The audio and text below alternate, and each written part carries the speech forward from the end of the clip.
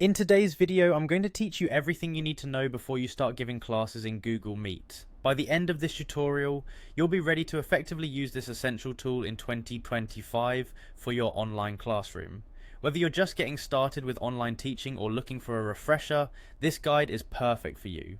Let's begin by signing in to Google Meet. First, open your web browser and navigate to meet.google.com. Here, make sure you sign in with your Google account. It's best to use your school or institution provided account to ensure all features are available to you and to keep everything organized for your classes. Once you've logged in, it's time to create and schedule a meeting.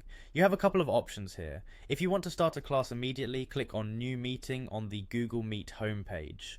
From the list of options, select Start an Instant Meeting. This will immediately create a meeting room for you where you can then share the meeting link or code with your students.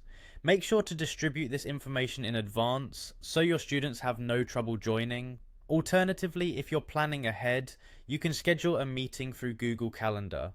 Click on New Meeting and choose Schedule in Google Calendar.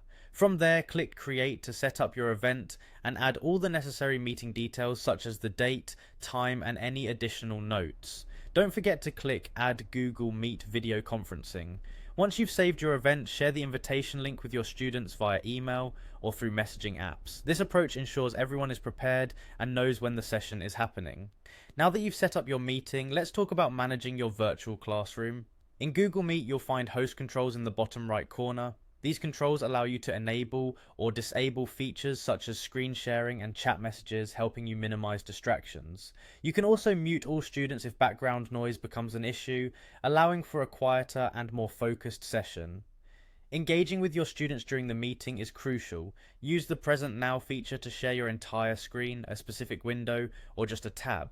If you need to include sound from a video, use the Share tab audio option for the best experience. Recording your classes can be an important resource for both you and your students. To start recording, click Activities and then Recording. This action will save your session to Google Drive. Just remember to check with your institution to confirm whether recording is allowed. To wrap up your class, click End Call to close the session for everyone. By following this guide, you'll be ready to confidently use Google Meet to create an effective virtual classroom in 2025. Thank you for watching and have a great teaching experience.